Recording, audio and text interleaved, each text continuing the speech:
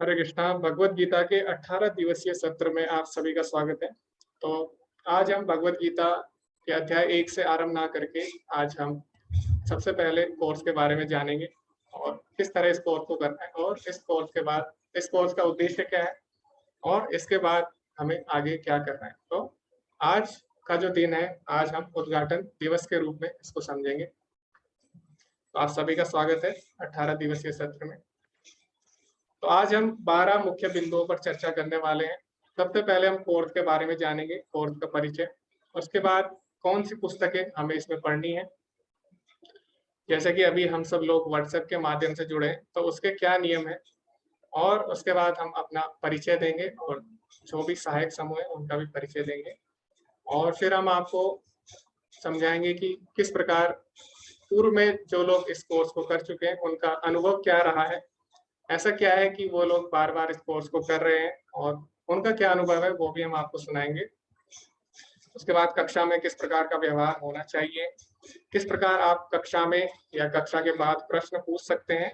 और जैसे कि अभी आप सभी को पता है, जैसे हम सभी लोग व्हाट्सएप से जुड़े और बहुत सारे लोग इसमें जुड़े हैं ग्रुप में, तो कुछ लोग हो सकता है आपको मैसेज भी कर सकते हैं आपको व्यक्तिगत रूप से। तो किस तरह ऐसे जो धोखाधड़ी के मैसेज भी आप तक आ सकते हैं, तो किस प्रकार आप उनसे बच सकते हैं, कैसे आप पता लगा सकते हैं, तो उसके बारे में भी हम चर्चा करेंगे।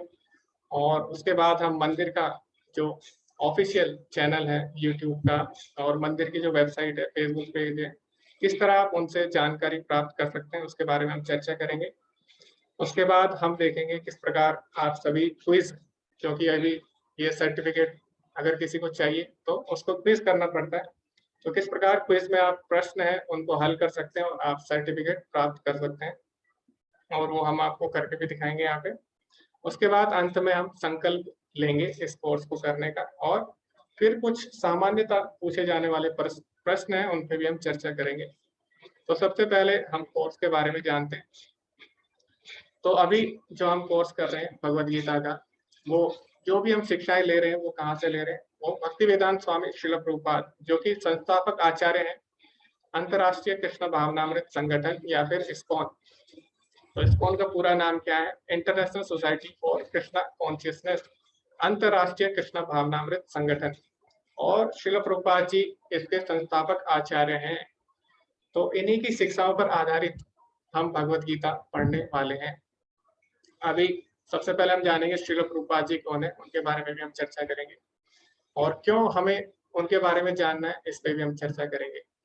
तो अभी जो भगवत गीता का ज्ञान हम तक आ रहा है, तो अभी इतनी आसानी से हम तक ज्ञान आ पा रहा है, लेकिन ये ज्ञान हम तक इतनी आसानी से आ पा रहा है इसके लिए किसी ने बहुत संघर्ष किया है।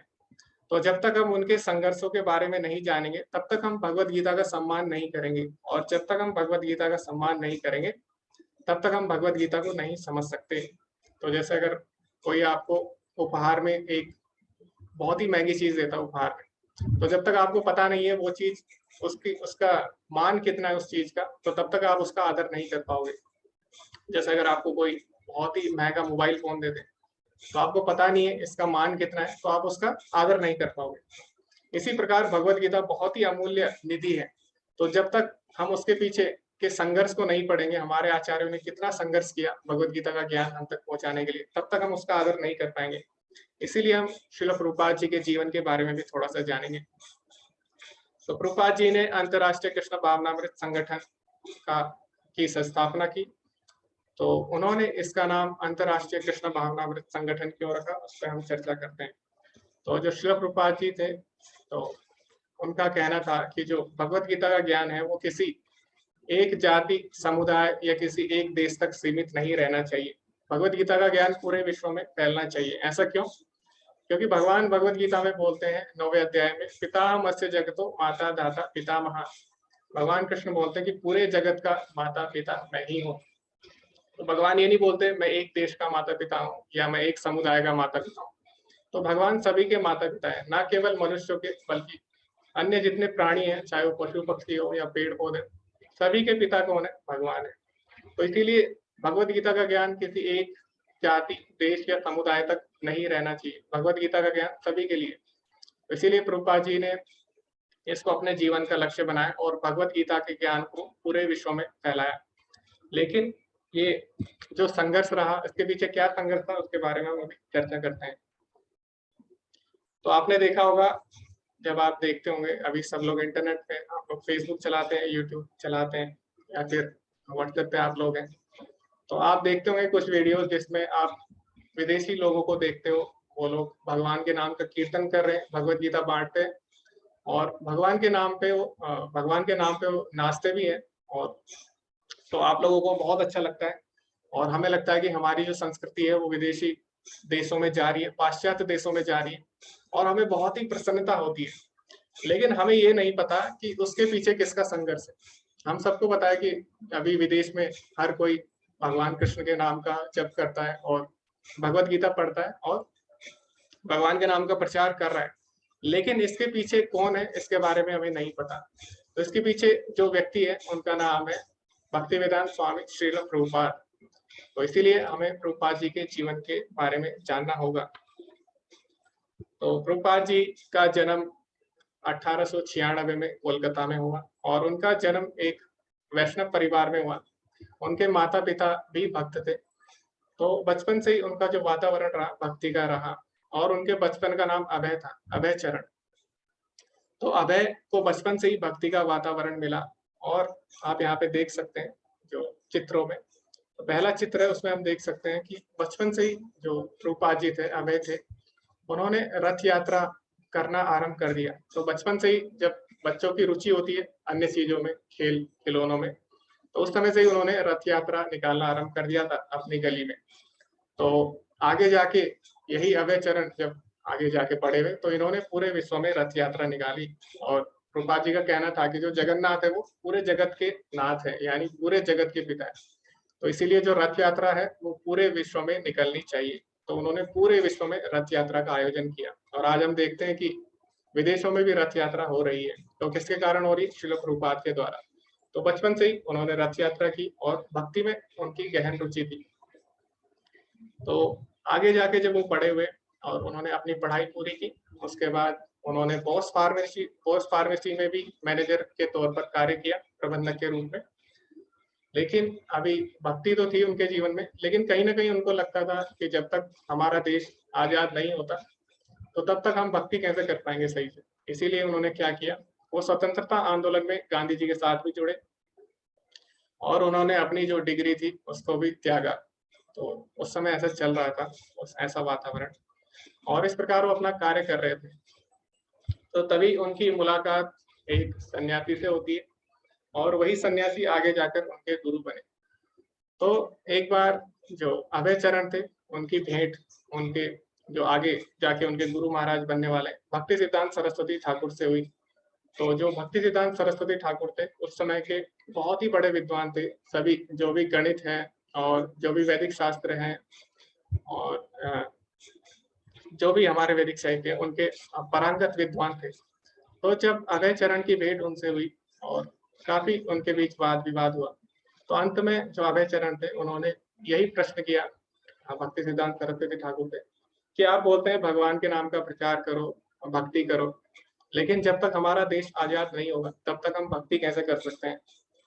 तो उनके गुरु भक्ति सिद्धांत सरस्वती ठाकुर बोलते हैं कि अभी क्या है, अभी हमारा देश आजाद भी हो जाएगा और अभी नेता भी बदल जाएंगे, लेकिन राजनीति वही रहेगी। इसीलिए हमें क्या करना चाहिए, भगवान के नाम का प्रचार करना चाहिए।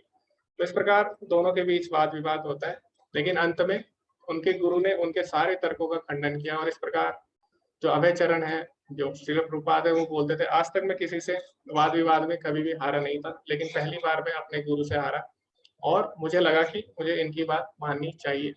तो आज भी ये बात सत्य है जो भक्ति सिद्धांत सरस्वती ठाकुर ने बोली थी। उन्होंने बोला था कि हम आजाद तो हो जाएंगे लेकिन राजनीति अभी भी नहीं बदलेगी।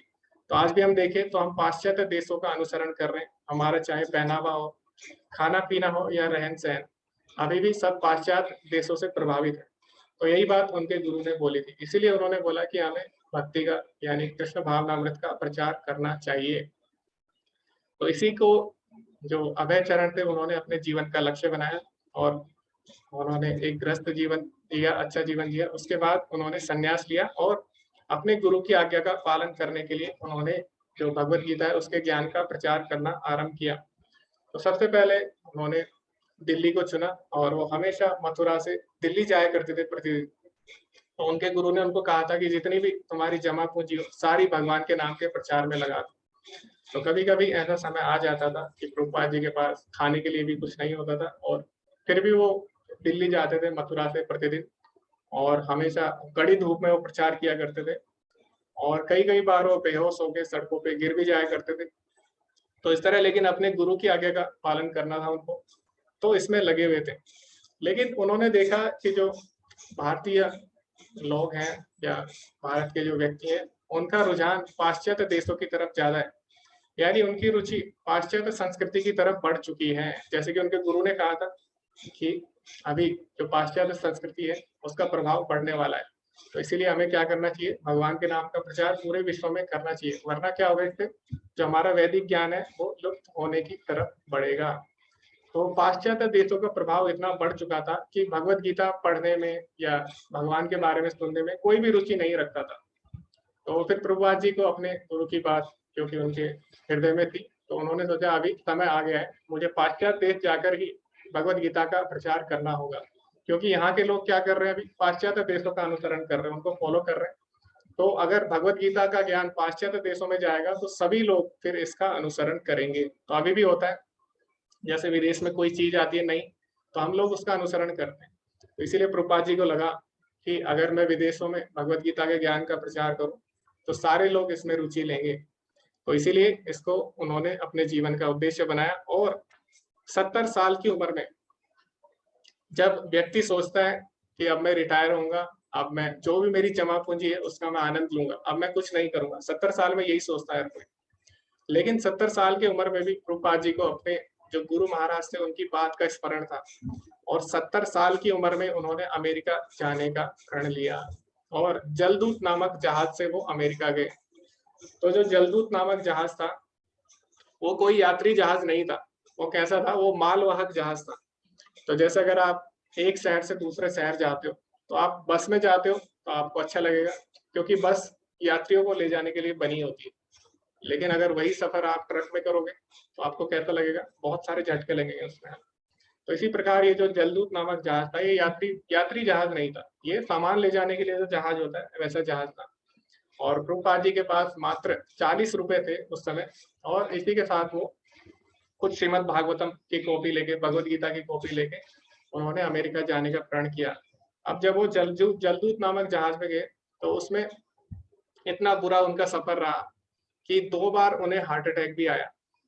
तो 2 बार हार्ट अटैक आने के बाद भी प्रभुपाद जी ने हार नहीं मानी। उन्होंने बोला कि अगर भगवान ने मुझे इसके लिए चुना है तो जरूर कोई इसके पीछे कोई उनकी बड़ी योजना होगी। तो उन्होंने हार नहीं मानी और अपने गुरु की बात को एकाग्रचित्त करते हुए उस पर ध्यान दिया और इस तरह वो अमेरिका पहुंचे। अब जब वो अमेरिका पहुंचे तो वहां पे जीवन इतना आसान नहीं था क्योंकि वहां पे वो किसी को जानते नहीं थे ज्यादा लोगों, और उस समय वहां पे वियतनाम के साथ युद्ध भी चल रहा था अमेरिका का। तो जिसके कारण कुछ लोग सड़कों पे आ गए थे, कुछ लोग बेघर हो गए थे। तो ये लोग जो सड़कों पे आ गए थे इनको हिप्पी बोला जाता था। तो हिप्पी लोग क्या करते थे, हिप्पी लोग सारे गलत काम जितने भी होते उनमें लिप्त थे, पापपूर्ण गतिविधियों में लिप्त थे, चोरी करना, अवैध संबंध बनाना, खुलेआम नशा करना, जुआ खेलना, तो इनमें लिप्त थे। तो इस प्रकार जब प्रभुपाद जी गए ऐसा वहां का वातावरण था उस समय। लेकिन प्रभुपाद जी ने फिर भी हार नहीं मानी। उनका जो टाइपराइटर था जिसमें वो पुस्तकों का ट्रांसलेट किया करते थे वो भी उनका चोरी हो गया था, लेकिन फिर भी उन्होंने हार नहीं मानी। इस तरह उन्होंने क्या किया, उन्होंने सोचा कि मैं, मेरे गुरु महाराज की आज्ञा है तो मुझे इसका पालन करना ही है और मेरे गुरु ने अगर बोला है तो ये बात सत्य होकर रहेगी। और इस तरह उन्होंने प्रचार पे ध्यान दिया। तो सबसे पहले वो कीर्तन किया करते थे, धीरे धीरे जो हिप्पी लोग थे उनसे आकर्षित हुए और कीर्तन सुना उन्होंने और धीरे धीरे प्रभुपाद जी ने उन्हें भगवत गीता का ज्ञान देना आरंभ किया।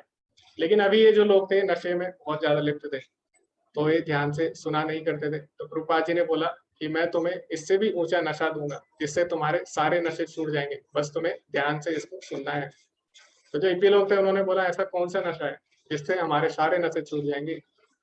तो प्रभुपाद जी ने कहा वो है भक्ति का नशा। तो अगर तुम भक्ति अच्छे से करोगे तो सारे नशे छूट जाएंगे। तो भगवान बोलते भी हैं भगवद गीता के दूसरे अध्याय में बोलते हैं, रसवर्जम रसोपेष्टम परम दृष्टा निवर्तते, यानी जिसको उच्च रस का आस्वादन हो जाता है वो निम्न रस को अपने आप छोड़ देता है। तो जब इन लोगों को भक्ति के रस का आस्वादन हुआ तो इन्होंने सारे पाप कर्म छोड़ दिए और भक्ति में लीन हो गए। इस प्रकार प्रभुपाद जी ने प्रचार किया, हिप्पियों से आरंभ किया, और प्रभुपाद जी ने सिद्ध किया कि जो भगवान का नाम है, भक्ति है, वो किसी को भी पवित्र कर सकती है। और इस प्रकार उन्होंने सर्वप्रथम अमेरिका में प्रचार किया। और अमेरिका में प्रचार करना इतना आसान नहीं है, जैसे कि अभी अगर आप भारत में प्रचार करोगे तो भारत में भी प्रचार करना आसान नहीं है, लेकिन फिर भी भारत में सबको पता है कृष्ण भगवान है और सब कृष्ण के बारे में थोड़ा थोड़ा जानते हैं।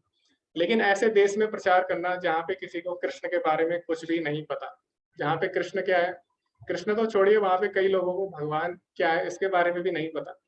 तो ऐसे देश में प्रचार करना आसान बात नहीं है। और हमें पता है अमेरिका में जो लोग हैं और जो वैज्ञानिक मत है उससे काफी ज्यादा प्रभावित रहते हैं।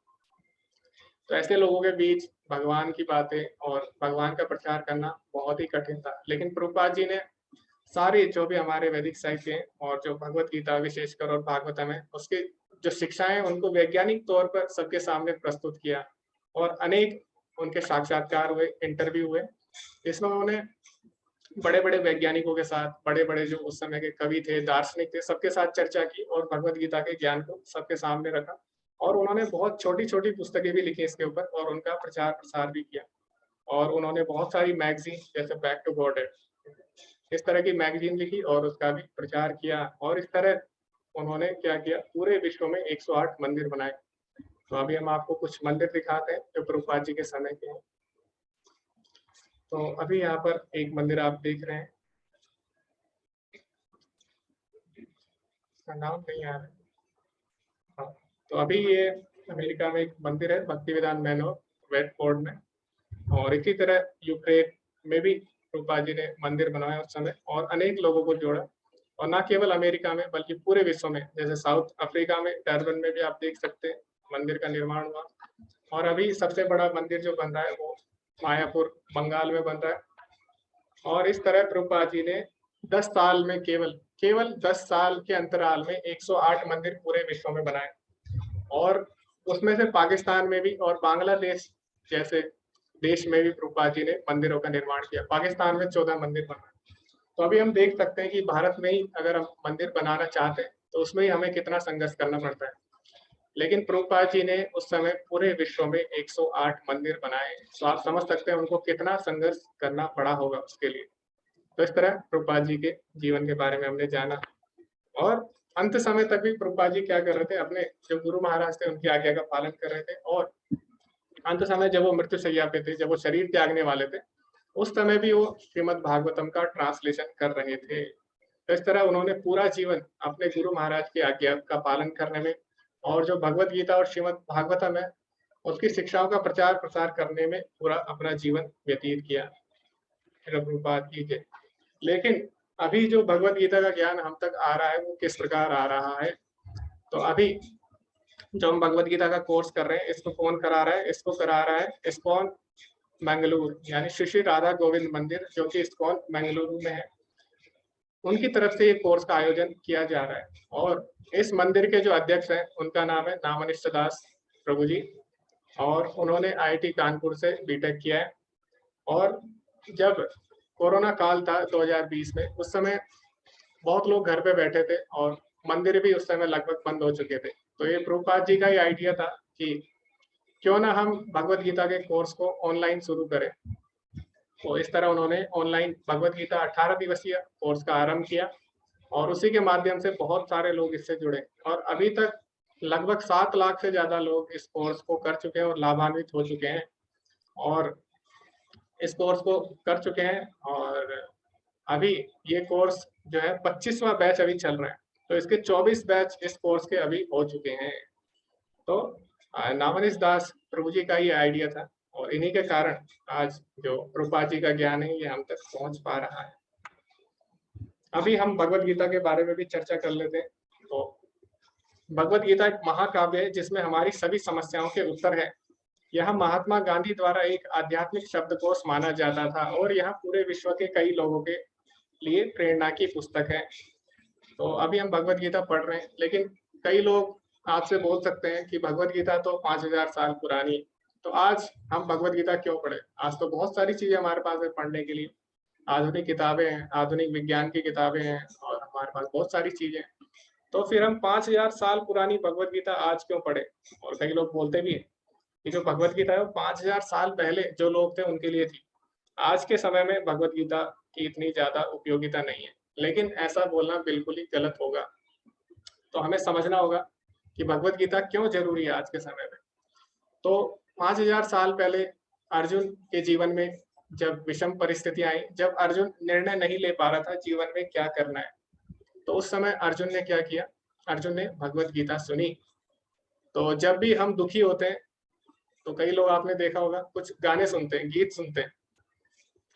तो आप जो भी गीत सुने, बॉलीवुड के गीत सुने या कोई भी गीत सुने, तो वो गीत क्या होते हैं, कुछ समय बाद नए गीत आते हैं, आप उसको सुनोगे, ठीक है? तो इस तरह वो बदलते रहते हैं। लेकिन जब अर्जुन के जीवन में परेशानी आई तो अर्जुन ने कौन सा गीत सुना? अर्जुन ने सुना भगवत गीत, यानी भगवान का गीत, जिसको हम भगवत गीता बोलते हैं। तो अर्जुन ने कोई बॉलीवुड का या कोई साधारण गीत नहीं सुना, अर्जुन ने भगवत गीता सुना। भगवत गीता यानी भगवान के द्वारा गाया गया गीत। तो इस तरह अर्जुन ने वो गीत सुना, और वो गीत आज भी 5000 साल तक चल रहा है। तो ये भगवत गीता का महत्व है। तो इसी प्रकार जब हमारे जीवन में विषम परिस्थितियां जिस प्रकार अर्जुन के जीवन में आई, वही परिस्थितियां आज हमारे जीवन में भी है। हमें भी अपने जीवन में नहीं पता क्या करें, और अगर हम कोई कार्य करें तो क्यों करें, और हमारे जीवन का वास्तविक उद्देश्य क्या होना चाहिए, वो भगवत गीता हमें बताती है। तो जैसे आप कोई भी मशीन लेते हैं, कोई भी वस्तु आप खरीदते हैं, तो उसके साथ एक मैनुअल आता है, सारणी जिसको बोलते हैं। उसमें लिखा रहता है कि इस वस्तु को कैसे प्रयोग करना चाहिए। तो इसी प्रकार ये जो हमारा शरीर है, ये भी क्या है, एक मशीन की तरह है। तो भगवान बोलते हैं भगवद गीता में, यंत्र रूढ़ानी माया, यानी जो शरीर है एक यंत्र की तरह है। तो क्या इसके साथ कोई सारणी नहीं मिली होगी? क्या इसका मैनुअल नहीं मिला होगा? तो इसका भी एक मैनुअल है, वो कौन है? भगवत गीता। तो भगवत गीता हमें बताती है कि ये शरीर क्या है, इसका उपयोग किस प्रकार करना चाहिए, और इसका उद्देश्य क्या है। इसीलिए भगवत गीता को मैनुअल ऑफ लाइफ बोला जाता है। तो ये भगवत गीता की महत्वता है। और ऐसे नहीं है कि भगवत गीता का जो उपयोग था वो पहले के लोगों के लिए था और आजकल इसका कोई भी उपयोग नहीं है। तो हम देखें, चाहे जितने भी बड़े राजनेता हुए हो, चाहे जितने भी बड़े वैज्ञानिक हुए, सभी ने भगवत गीता पढ़ी है और सभी ने इसकी प्रशंसा की है। तो यानी अगर इतने महान लोग भगवत गीता की प्रशंसा कर रहे हैं, तो इसमें जरूरी कुछ ऐसा होगा जो कि अब तक हमें नहीं पता। तो जैसे महात्मा गांधी है, तो उन्होंने भी भगवत गीता की प्रशंसा की। वो हमेशा भगवत गीता अपने साथ रखते थे।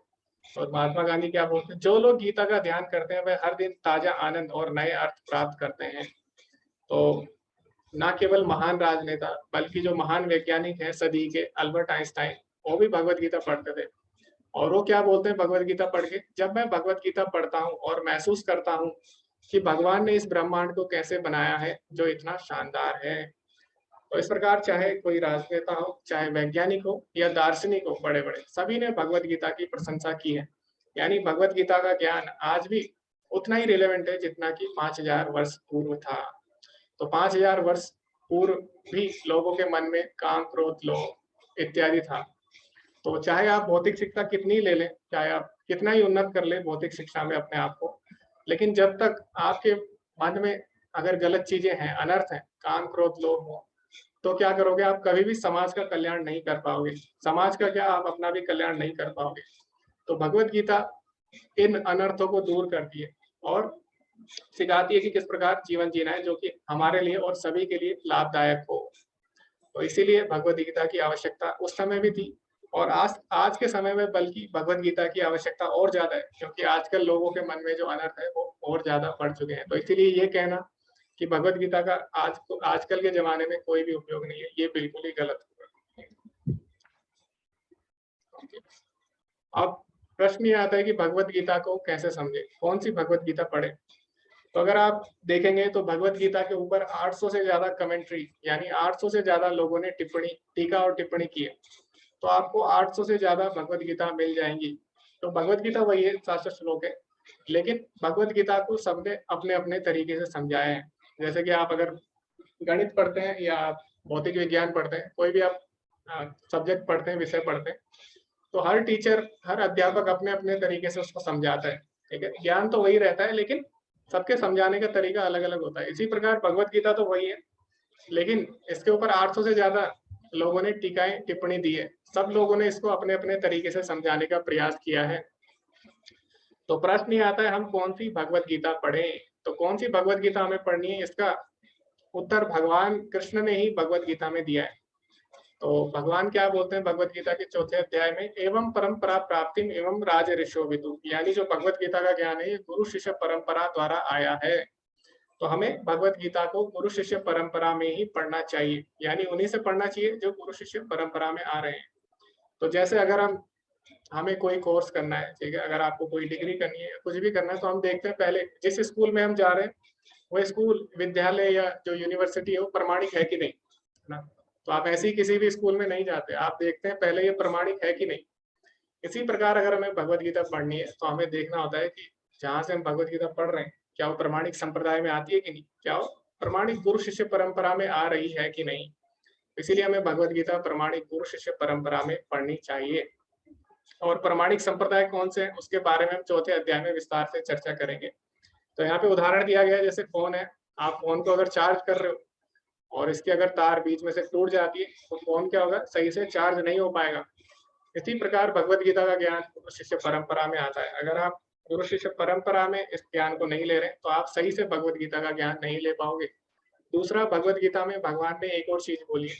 भगवान ने बोला, भक्त्या माम अभिजानाति यावांच अस्मि तत्त्वतः, यानी केवल भक्ति के द्वारा ही मुझे समझा जा सकता है जिस प्रकार मैं हूँ। तो अगर कोई भगवान का भक्त है वही आपको भगवान के बारे में बता सकता है। जैसे अगर आपको गणित पढ़नी है तो आप क्या करोगे, गणित के अध्यापक के पास जाओगे, है ना। इसी प्रकार अगर आपको भगवान के बारे में समझना है, भगवान की शिक्षाओं के बारे में समझना है, तो भगवान का भक्त ही आपको बता सकता है, और कोई कोई और नहीं बता सकता। भगवान खुद बोल रहे हैं भगवत गीता में। तो इसीलिए जो भी हम भगवत गीता पढ़ रहे हैं हमें देखना है कि क्या ये जो व्यक्ति जिसने भगवत गीता लिखी है क्या ये भक्त है कि नहीं। क्योंकि अभी क्या है, कोई भी व्यक्ति भगवत गीता के ऊपर टीका टिप्पणी कर देता है, लेकिन भगवान बोले नहीं, हमें केवल भक्तों से भगवान ने जो बोला है भगवत गीता समझनी चाहिए। क्योंकि भक्त ही भगवान को जान सकता है, और जो भगवान को नहीं जानेगा वो भगवान के बारे में आपको कैसे बता सकता है फिर। तो इसीलिए जो भी भगवत गीता हमें पढ़नी है वो गुरु शिष्य परंपरा में और भक्तों द्वारा लिखी होनी चाहिए। तो इस तरह हमें भगवत गीता को समझना है। गीता एक विशाल ग्रंथ है। गीता के एक व्यवस्थित अध्ययन में लगभग 1 वर्ष लगेगा। तो हम सबको पता है गीता में, भगवत गीता में 700 श्लोक है। अगर आप एक श्लोक, अगर आप 2 श्लोक भी डेली करते हो और उसको अच्छे से समझते हो तो आपको लगभग 1 साल लग जाएगा। तो भगवत गीता को अगर आपने अच्छे तरीके से समझना है तो उसमें बहुत ज्यादा समय लग सकता है, लेकिन हम 18 दिनों में ऐसा नहीं कर सकते। इसीलिए हम क्या करेंगे, मुख्य मुख्य जो बिंदु है, हर अध्याय का सारांश क्या है उसको हम अच्छे से समझ लेंगे, जिससे कि क्या होगा, आगे के जो कोर्स होंगे, हमारे एडवांस लेवल के कोर्स होते हैं, उसमें हम विस्तृत अध्ययन करेंगे भगवत गीता का। तो जब आप इसको समझ लेंगे अच्छे से, जो सारांश है, इसके बाद आप भगवत गीता को और अच्छे तरीके से आगे के जो लेवल के कोर्स है उसमें आप समझ पाएंगे। अभी ये जो 18 दिवसीय कोर्स है इसको हम किस प्रकार वितरित कर सकते हैं। तो सबसे पहले 1 घंटे हम एक अध्याय करेंगे, प्रतिदिन एक अध्याय करेंगे। उसके बाद क्या होगा, उसके मुख्य बिंदुओं पर हम चर्चा करेंगे। उसके बाद हम प्रश्न उत्तर करेंगे। किसी का कोई डाउट है आप पूछ सकते हैं, कैसे पूछना है वो हम अभी बताएंगे। और उसके बाद आपको क्या करना है, इसके बाद अगर आपको सर्टिफिकेट चाहिए तो उसके लिए आपको क्विज सॉल्व करनी होगी। क्विज में कुछ प्रश्न है उनको हल करना होगा। तो ये हमें प्रतिदिन करना होगा 18 दिनों तक। तो इस तरह आप ये कोर्स जो अभी हम कर रहे हैं 18 दिवसीय, इसको हम लेवल 1 यानी स्तर 1 का कोर्स बोलते हैं। और इस कोर्स को करने के बाद आप अगले लेवल में जाते हैं जहाँ पे और विस्तार से हम भगवत गीता पढ़ेंगे। और उसके बाद जब आप आगे के लेवल्स में जाते हो उसमें क्या होता है, उसमें हम और भी शास्त्रों को हम पढ़ेंगे, जैसे कि ईशोपनिषद हो गया और भक्ति रसामृत सिंधु हो गया और उपदेशामृत, और भी हम शास्त्रों का अध्ययन करते हैं। अभी ये था भगवत गीता के कोर्स के बारे में जानकारी। अभी हम देखेंगे इसमें कौन सी पुस्तकें और पुस्तकें हम कैसे प्राप्त कर सकते हैं। तो जैसे आप कोई भी सब्जेक्ट पढ़ते हो, कोई भी विषय पढ़ते हो, तो आपके जो टीचर होते हैं वो बोलते हैं हमें इस पुस्तक से पढ़ना है, क्योंकि बहुत सारी पुस्तकें होती है। लेकिन हम क्या करते हैं, एक पुस्तक को ले लेते हैं और उससे हम उस कोर्स को करते हैं। तो हमें जो आप भगवत गीता का कोर्स कर रहे हैं इसके लिए भी कुछ पुस्तकें हैं, उसको हमें पढ़ना है। अब ये पुस्तकें आपको कैसे मिलेंगी? ये पुस्तकें प्रभुपाद जी ने जो भगवत गीता के ऊपर टिप्पणी की है, उसको भगवत गीता यथारूप बोला गया है। तो भगवत गीता यथारूप हम लोग पढ़ेंगे। अभी आप कैसे इसको प्राप्त कर सकते हैं? अभी आप इसको फ्री में प्राप्त कर सकते हैं, ई बुक के रूप में, पीडीएफ के रूप में। और इसका लिंक, पीडीएफ आपको ग्रुप में भेज दी जाएगी, उसको आप पढ़ सकते हैं बिल्कुल मुफ्त में। लेकिन कई लोग होते हैं, उनको पीडीएफ पढ़ने में थोड़ी कठिनाई होती है और उनको उतना अच्छा नहीं लगता पीडीएफ पढ़ना। तो आप लोग इसको खरीद भी सकते हैं, इसका भी लिंक भेज दिया जाएगा, आप मंदिर से खरीद सकते हैं। और ये 600 रुपए का सेट है, इसमें आपको भगवत गीता भी मिलेगी और 2 अन्य पुस्तकें भी मिलेंगी। साथ ही साथ आपको एक जपमाला भी मिलेगी, जिसपे आप भगवान के नाम का जप कर सकते हैं। तो ये था पुस्तक भगवत गीता यथारूप। अभी हम चर्चा करेंगे कि व्हाट्सएप पे नियम क्या है। तो अभी क्या है, हम सब लोग व्हाट्सएप पे जुड़े हैं, बहुत सारे लोग व्हाट्सएप पे जुड़े हैं। तो हो सकता है कई लोग आपस में एक दूसरे को परेशान भी कर सकते हैं, मैसेज भी कर सकते हैं। तो आपको ऐसा नहीं करना और आपको सबकी गोपनीयता का ध्यान रखना होगा। ठीक है, सभी लोग इस कोर्स से जुड़े हैं और सभी लोग भगवान के बारे में जानना चाहते हैं। तो अगर आप किसी को परेशान करते हैं, तो यानी आपका उद्देश्य कुछ और है। तो आपके कारण क्या होगा कि जो लोग भगवान के बारे में जानना चाहते हैं, वो भी, उनका भी मन नहीं करेगा फिर। ठीक है, वो भी इसमें क्या हो जाएंगे, डिस्टर्ब करोगे आप उनको। तो इसलिए आप किसी को भी मैसेज ना करें आपस में, और अगर ऐसा कोई करता है तो उसको ग्रुप से निकाल दिया जाएगा। और ये सही भी नहीं है। ठीक है, तो आप ऐसा ना करें, किसी को भी पर्सनल मैसेज ना करें व्हाट्सएप में जितने भी लोग हैं। और अगर अगर आपको कोई भी डाउट है, कोई भी आपका क्वेरी है, प्रश्न है, तो आप जो व्हाट्सएप पे एडमिन है उनको आप मैसेज कर सकते हैं, लेकिन आप आपस में किसी को मैसेज ना करें। और सभी का आदर करें, सभी का सम्मान करें। उसके बाद परिचय शिक्षक और सहायक समूह का। तो सबसे पहले मैं अपना परिचय देता हूँ, मैं कैसे भगवत गीता के कोर्स से जुड़ा। तो मेरा नाम अंकित है और मैं आईआईटी कानपुर से अभी पीएचडी कर रहा हूँ। तो 2020 में जब कोरोना का समय था, उस समय वो समय बुरा भी था, अच्छा भी था। क्योंकि बुरा इसलिए था कि हमारे जो भी कॉलेज हैं या जो भी हमारे ऑफिस, सब चीज बंद हो चुकी थी उस समय, और हम लोग घर पे बैठे हुए थे। और तो इसीलिए ये समय बहुत ही बुरा था। और लेकिन अच्छा भी था, क्यों? क्योंकि हमें भगवत गीता करने का अवसर मिला उस समय। और किसी तरह मुझे भगवत गीता 18 दिवसीय कोर्स का लिंक प्राप्त हुआ और फिर मैंने इस कोर्स को किया। और इस कोर्स में मुझे बहुत ही आनंद आया और उसके बाद मैंने कम से कम 5 बार इस कोर्स को किया। और अभी भी मैं जब भी समय लगता हूँ तो भगवत गीता पढ़ता रहता हूँ, क्योंकि भगवत गीता का ज्ञान आप जितना पढ़े, कुछ ना कुछ आपको नया मिलेगा उससे। तो इस तरह मेरी इसमें रुचि आई और फिर मैंने आगे के लेवल के कोर्स भी किए। अभी मैं लेवल 4 में पढ़ रहा हूँ भगवत गीता को। और जो नामनिष्ठ दास प्रभु जी हैं, जो इस्कॉन मंगलुरु के अध्यक्ष हैं, उनके आज्ञा के अनुसार उन्होंने मुझे बोला कि आपको 18 दिवसीय कोर्स लेना है। तो उन्हीं की कृपा से मुझे ये अवसर प्राप्त हुआ कि मैं आप सभी को ये जो भगवत गीता जितना भी मैंने सीखा है उतना मैं आपको बता सकूं। तो वैसे तो मैं आयु में और अनुभव में और ज्ञान में आप सभी से कम हूँ, लेकिन जितना मैंने भगवत गीता सीखा, मेरा प्रयास रहेगा कि भगवत गीता का ज्ञान मैं आप तक पहुंचा सकूं। और प्रभुपाद जी का जो संदेश है, जिस प्रकार उन्होंने भगवत गीता का संदेश दिया है हमें, वो संदेश मैं आप तक पहुंचा सकूं। तो अभी मैं आपको सहायक समूह का भी परिचय दूंगा, जो कि इस कोर्स में हमारी सहायता कर रहे हैं। तो अलग अलग तरीके से लोग सेवा कर रहे हैं। ये जो हमारा आंदोलन है, इसमें जुड़े हुए। तो कई लोग हैं वो पढ़ा रहे हैं आपको, कई लोग हैं वो व्हाट्सएप पे आपके सवाल लेते हैं, कई लोग हैं जो कक्षा में हमसे जुड़े हैं, कक्षा में क्या चल रहा है इसके ऊपर और क्या किसी के डाउट हैं, क्या किसी की सहायता कर सकते हैं कक्षा में। तो इस प्रकार अलग अलग तरीके से लोग सेवा कर रहे हैं। तो अभी मनीष प्रभु जी हैं, वो हमारे साथ यहाँ पे जुड़े हुए और ये इस कोर्स में सहायक है। हरे कृष्णा। मनीष प्रभु जी, आप अपना परिचय देना चाहेंगे? हरे कृष्णा प्रभु जी। जी सभी को हरे कृष्णा। मेरा नाम मनीष भाटिया है और मुझे भी इस कोर्स का लिंक लास्ट ईयर फरवरी में व्हाट्सएप थ्रू मिला था। तो फर्स्ट टाइम मैंने कोर्स को ज्वाइन किया, वो कोर्स में मुझे भी रुचि आई और फिर बाद में ऐसा हुआ कि कोई अगर सेवा करना चाहता है इस कोर्स में तो वो सेवा कर सकता है। ऐसा तो सेवा के लिए मैंने अपना नाम दिया और तभी से मैं थोड़ी बहुत जो भी सेवा है, जैसे कि कोर्स मटेरियल वगैरह प्रोवाइड करना, क्वेश्चन आंसर्स लेना, तभी से मैं सेवा कर रहा हूँ।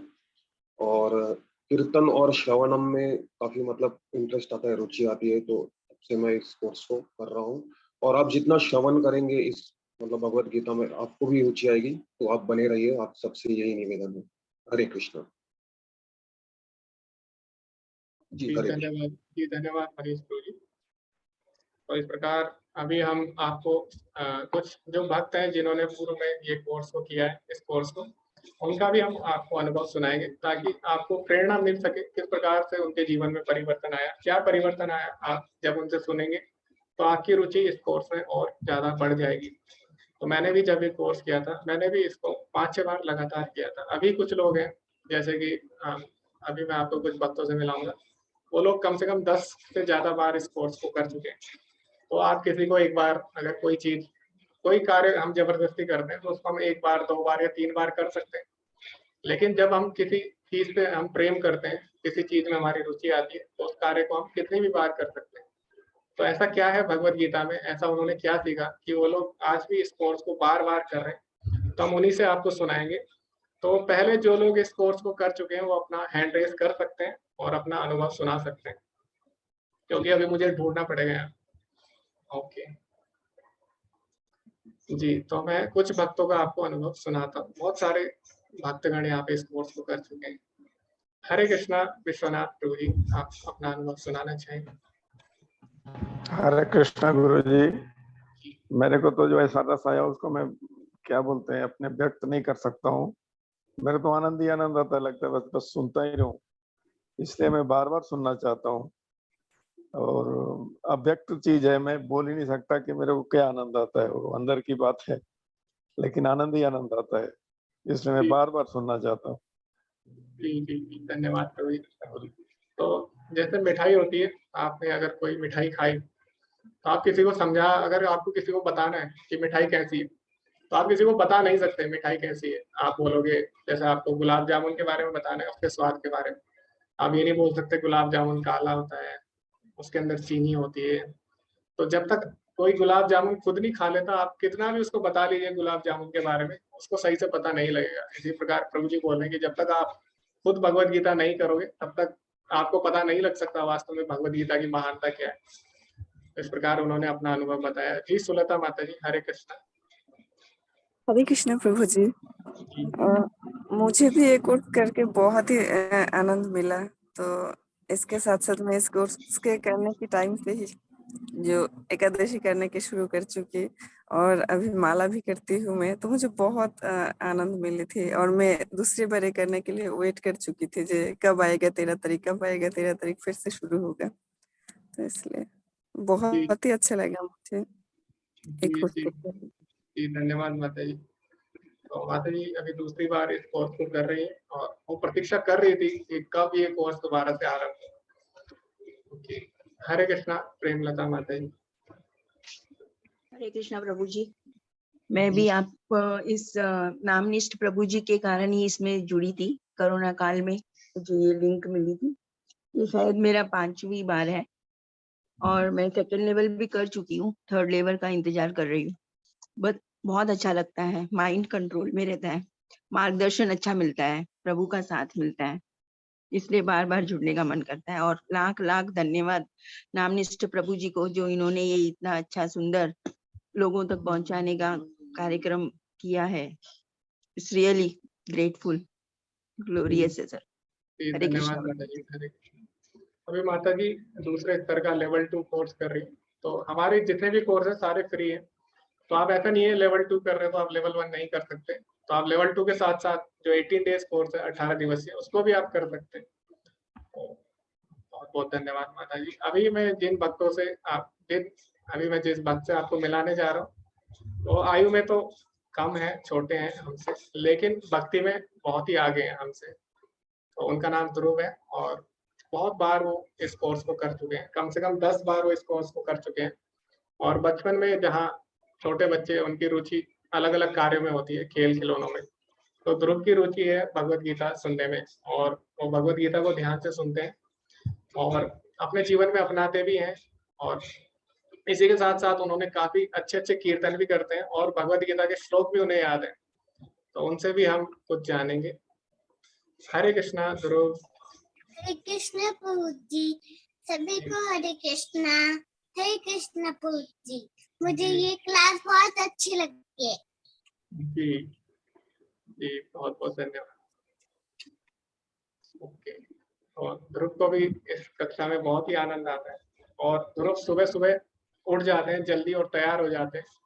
और आप देख सकते हैं आजकल बच्चे उठते नहीं है जल्दी से, और आध्यात्मिक विषय में बहुत ही कम लोगों की रुचि होती है, लेकिन ध्रुव की इतनी कम उम्र से ही आध्यात्मिक यानी भगवत गीता में उनकी रुचि है। तो बहुत ही अच्छा लगता है जब हम ऐसे देखते हैं, तो इसीलिए हमें प्रेरणा मिलती है भक्ति में और भगवत गीता के ज्ञान को ग्रहण करने में।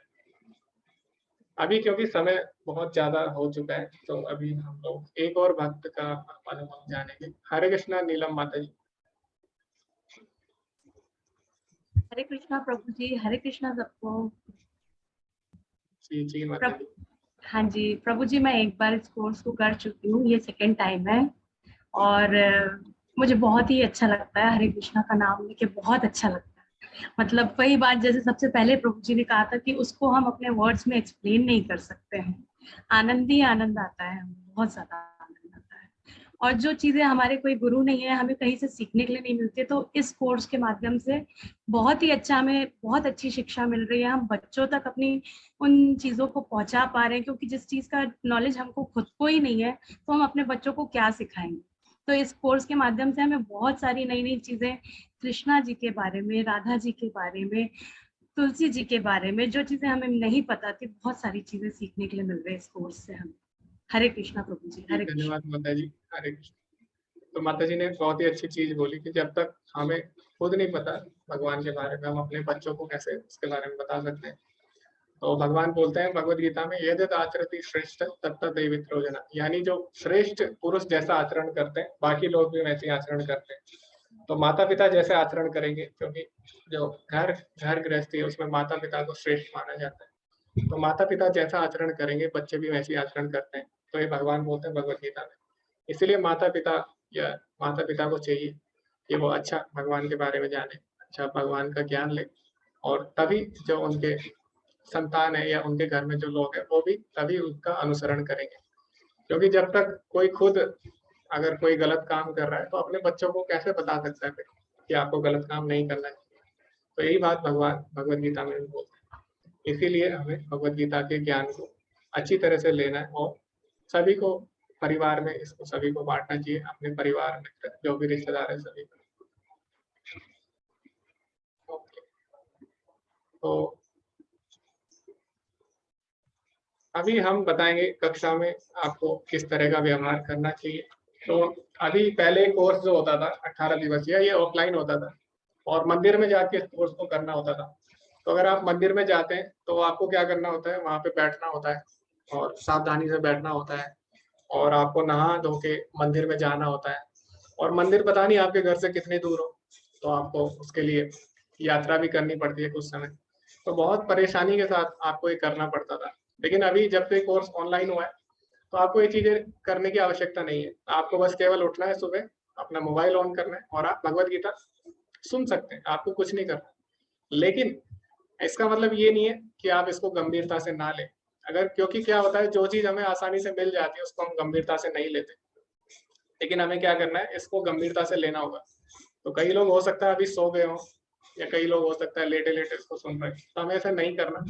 इसको हमें गंभीरता से लेना है भगवत गीता को कोर्स, और आपको गंभीरता से सुनना होगा। ठीक है, तो अभी हमने कैमरा ऑन करने को नहीं बोला किसी को, लेकिन अगर अभी हम सबका कैमरा ऑन करने को बोले तो हो सकता है कई लोग इसमें से सो रहे हो ना, ऐसा हो सकता है। तो ऐसा नहीं करना, आपको भगवत गीता को गंभीरता से लेना होगा। भगवान बोलते हैं भगवत गीता में, ये यथा माम प्रपद्यन्ते तान तथैव भजाम्य हम, यानी जो जिस भाव से मेरे से जुड़ना चाहता है उसी भाव से मैं उसके साथ आदान प्रदान करता हूँ। तो अगर आप भगवान को गंभीरता से नहीं लेंगे, भगवान भी आपको गंभीरता से नहीं लेंगे। ठीक है, तो जैसे परीक्षित महाराज थे, परीक्षित महाराज को जब पता लगा उनके पास 7 दिन है, तो परीक्षित महाराज ने क्या किया, ध्यान से भगवान के बारे में सुना 7 दिन तक। 7 दिन तक वो हिले नहीं अपनी जगह से, उन्होंने पूरी श्रद्धा से भगवान के बारे में सुना और भगवान की प्राप्ति की। लेकिन हमें नहीं पता, परीक्षित महाराज को पता था उनके पास 7 दिन है, लेकिन हमें नहीं पता हमारे पास 7 दिन है, 7 घंटे हैं, 7 सेकंड है। ठीक है, तो इसीलिए हमें क्या करना है, भगवत गीता को गंभीरता से लेना होगा। अगर हम भगवत गीता केवल सुनते भी हैं, अगर आप कुछ नहीं कर रहे हैं, केवल आप अगर ध्यान से सुन भी लेते हैं भगवत गीता, तो उसी से आप भगवत गीता का लाभ प्राप्त कर सकते हैं। तो इसीलिए आप इसको गंभीरता से लें। और अभी हम चर्चा करेंगे कि आप किस तरह से प्रश्न पूछ सकते हैं। 1 घंटे का हमारा सेशन होता है भगवत गीता का, उसके बाद आप प्रश्न उत्तर कर सकते हैं।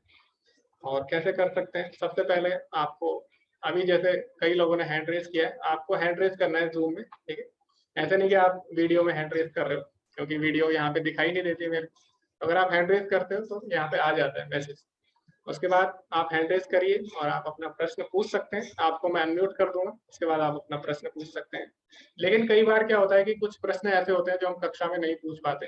हो सकता है आपके कुछ प्रश्न हो जो आप सबके सामने नहीं पूछ पाए, तो आप क्या कर सकते हैं, जो एडमिन है आपके ग्रुप में, व्हाट्सएप ग्रुप में, उनको आप मैसेज कर सकते हैं, उनको आप कॉल भी कर सकते हैं और उनके द्वारा आप ये प्रश्न पूछ सकते हैं। आप ऐसा कर सकते हैं। उसके बाद अगर आपको आपके प्रश्न का उत्तर नहीं मिलता या आपको किसी तरह की शिकायत अगर आपको दर्ज करनी है, तो उसके लिए आप ऑनलाइन एक वेबसाइट है उस पर जा सकते हैं।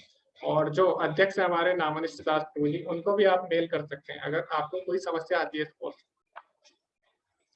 अभी धोखाधड़ी से सावधान, तो ये बिंदु बहुत ही महत्वपूर्ण है। अभी क्या होता है, बहुत सारे लोग व्हाट्सएप ग्रुप में जुड़े हैं, उसमें कुछ लोग ऐसे भी है जो लोग एक दूसरे को धोखाधड़ी का मैसेज करते हैं। जैसे कि मैं आपको उदाहरण देता हूँ, जैसे भी कल एकादशी थी, कल परसों, तो अभी वो आपको मैसेज कर सकते हैं कि हम इस्कॉन बेंगलुरु से बोल रहे हैं और आप एकादशी में दान करिए, और आपको कुछ लिंक भेज देंगे पेमेंट के आना। तो आपको ऐसा नहीं करना। आपको कोई भी अगर मैसेज आता है पर्सनली, व्यक्तिगत कोई भी संदेश अगर आपको आता है व्हाट्सएप पे, तो आपको उसका रिप्लाई नहीं करना, क्योंकि ग्रुप में बहुत सारे लोग जुड़े हैं। उसमें से कुछ लोग ऐसे भी हैं जो धोखा देते हैं एक दूसरे को। तो आपको मैसेज करेंगे मंदिर की तरफ से हम बोल रहे हैं, आप इस पे डोनेशन करिए, दान करिए, आपको ऐसा बिल्कुल भी नहीं करना। जो भी मैसेज आएगा आपके ग्रुप में आएगा और एडमिन द्वारा भेजा जाएगा। पर्सनली कोई भी मैसेज आता है आप उस पर क्लिक ना करें, क्योंकि आपका जो पैसा है वो व्यर्थ जाएगा, फिर गलत कामों में वो लग सकता है। तो इसीलिए आप धोखाधड़ी से सावधान रहे। अगर आपको कोई मैसेज आता है इस प्रकार का जो आपसे पैसे मांगते हैं, तो आपको क्या करना है, उसका स्क्रीनशॉट लेके आप एडमिन को भेज देंगे, तो एडमिन क्या करेगा, बाकी सभी को सतर्क कर देगा फिर। तो इस तरह आप देखना होगा। और अगर आपको वास्तव में अगर डोनेशन करना है, तो उसके लिए आपके ग्रुप में लिंक है, आपके जो व्हाट्सएप ग्रुप है उसमें डिस्क्रिप्शन में लिंक होंगे, या फिर आपको ग्रुप में मैसेज कर दिया जाएगा, ठीक है। तो आप किसी को भी पर्सनली पैसे ना भेजें। ओके, अभी हम चर्चा करेंगे मंदिर के जो ऑफिशियल वेबसाइट है या यूट्यूब चैनल है जहाँ से आप जानकारी प्राप्त कर सकते हैं। तो ये मंदिर की ऑफिशियल वेबसाइट है iskonbengaluru.com। यहाँ से आप कोर्स के बारे में और भी अधिक जानकारी, जैसे आपको पुस्तकें अगर आपको ऑर्डर करनी है, और भी चीजें आप यहाँ पे प्राप्त कर सकते हैं। इसी तरह मंदिर का यूट्यूब चैनल भी है इस्कॉन राधा गोविंद टेम्पल बेंगलुरु के नाम से। यहाँ पे आप सारी कक्षाओं की रिकॉर्डिंग प्राप्त कर सकते हैं। वैसे ग्रुप में भेज दी जाएगी, लेकिन अगर आप और भी कक्षाएं देखना चाहते हैं और भी भागवतम की कक्षाएं देखना चाहते हैं, इस पे सारी रिकॉर्डिंग आपको मिल जाएगी। और मंदिर में जो प्रोग्राम होते हैं उनको भी आप देख सकते हैं यूट्यूब पे, फेसबुक चैनल पे, और फेसबुक पे भी इसी नाम से पेज है इस्कॉन राधा गोविंद टेम्पल बेंगलुरु के नाम से। और भी आप जानकारी आगे आने वाले कोर्स के बारे में और अन्य जानकारी भी आपको इन पेजेस पे मिल सकती है। अभी क्विज कैसे करना है इसके बारे में हम चर्चा करेंगे, और इसको मैं आपको करके बताता हूँ आपको किस तरह करना है, क्योंकि जब तक इसको मैं करके नहीं बताऊंगा तो इसमें लोगों के संदेह रहेंगे कुछ ना कुछ।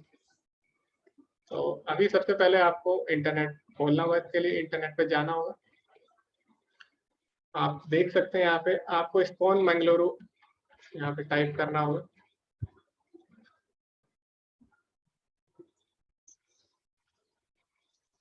तो आप सर्च करेंगे जब गूगल पे, तो ये इस्कॉन बेंगलुरु के जो अधिकृत वेबसाइट है, ऑफिशियल वेबसाइट आ जाएगी, श्री श्री राधा गोविंद मंदिर iskonbengaluru.com।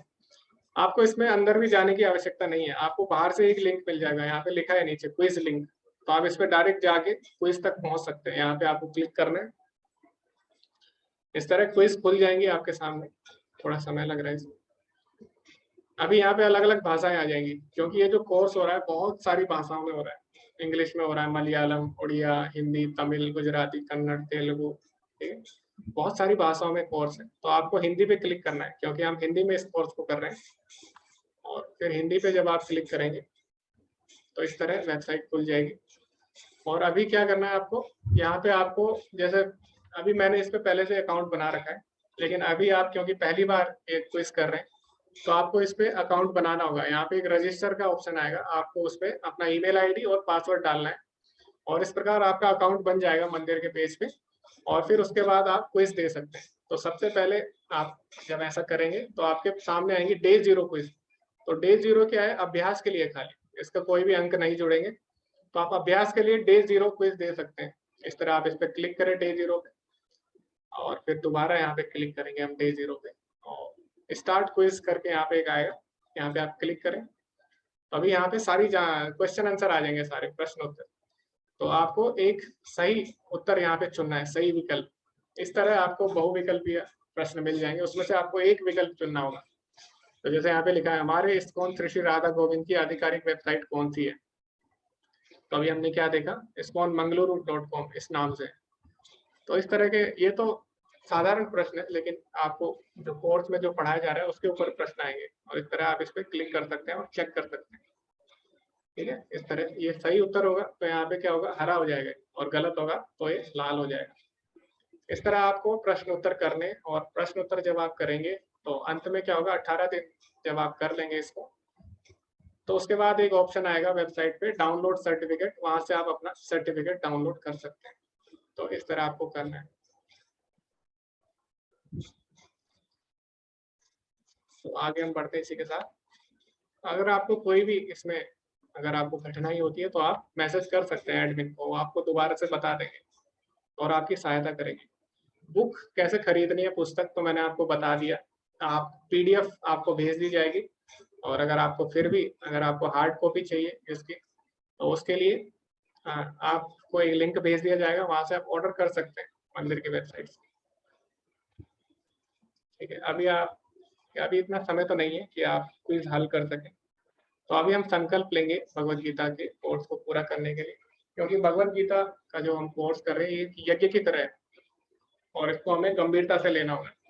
और जब तक हम संकल्प नहीं करते तो हम कोई भी चीज को गंभीरता से नहीं लेते। तो इसीलिए हमें संकल्प लेना होगा कि हम इस कोर्स को गंभीरता से करेंगे।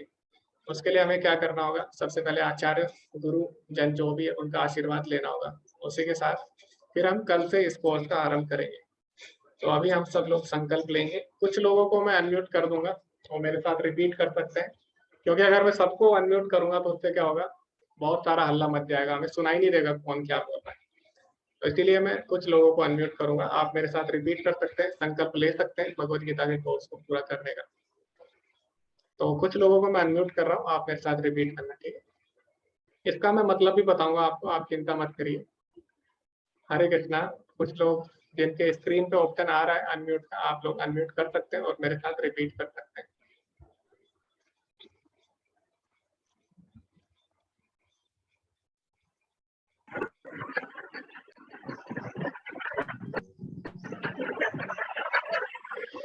तो आप सभी मेरे साथ बोलेंगे, ओम अज्ञानतिमिरान्धस्य ओम अज्ञानतिमिरान्धस्य ज्ञानाञ्जनशलाकया चक्षुरुन्मिलितं येन तस्मै श्रीगुरुवे नमः। तस्मै श्री गुरुवे नमः। इसका मतलब क्या है कि ओम अज्ञानतिमिरान्धस्य, यानी जो अज्ञान और अंधकार से जिन्होंने हमें निकाला, जिन्होंने हमें ज्ञान के चक्षु दिए, उन गुरु को मैं प्रणाम करता हूँ। तो इस मंत्र का ये मतलब है कि हम अपने गुरुजन को प्रणाम करते हैं जिन्होंने हमें ज्ञान के चक्षु दिए, जिससे हम अज्ञानता के अंधकार को दूर कर पाए। अभी हम एक और मंत्र पढ़ेंगे, आपको तो मेरे साथ रिपीट करना है। नमो ओम विष्णुपदाय कृष्ण पृष्ठाय भूतले श्रीमते भक्ति वेदांत स्वामिनेति नामिने नमस्ते सरस्वती देवे नमस्ते सरस्वती देवी गौरवाणी प्रचारिणे निर्विशेष शून्यवादी पाश्चात्य देश तारिणे। इस मंत्र का अर्थ क्या है कि हम जो कृष्ण के परम भक्त हैं, जिन्होंने भगवान कृष्ण के चरणों में आश्रय लिया है, श्रील प्रभुपाद, उनको हम प्रणाम करते हैं। और इन्हीं की कृपा से आज जो भगवान का संदेश है वो हर जगह पहुंचा है और पाश्चात्य देशों तक वो संदेश पहुंचा और उनका उद्धार हुआ है। इस प्रकार हम प्रभुपाद जी को प्रणाम करते हैं। उसके बाद हम चैतन्य महाप्रभु, जो कि हमारे गुरु शिष्य परंपरा में आते हैं, हमारे आचार्य रहे, जिनके आंदोलन को प्रभुपाद जी ने आगे बढ़ाया, उनको हम प्रणाम करते हैं। आप सभी मेरे साथ रिपीट करें। जय श्री कृष्ण चैतन्य कृष्ण चैतन्य प्रभु नित्यानंद प्रभु नित्यानंद श्री अद्वैत गदाधर अद्वैत गदाधर श्रीवासादि गौर भक्त वृंदा वास आदि घोर भक्ति वृंद। हे कृष्ण करुणा सिंधु हे कृष्ण करुणा सिंधु दीन बंधु जगतपते दीन बंधु जगत गोपेश गोपिका कांत गोपेश गोपिका कांत राधा कांत नमस्तुते। राधा कांत नमस्तुते।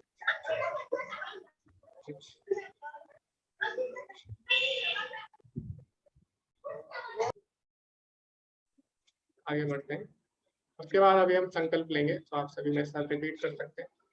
मैं संकल्प लेता हूँ अथवा लेती हूँ मैं संकल्प लेता हूँ कि मैं श्री श्री राधा गोविंद कि मैं श्री राधा गोविंद एवं श्रील प्रभुपाद के आशीर्वाद से एवं श्री प्रभुपाद के आशीर्वाद से 18 दिवसीय सत्र को 18 दिवसीय सत्र को नियमित रूप से एवं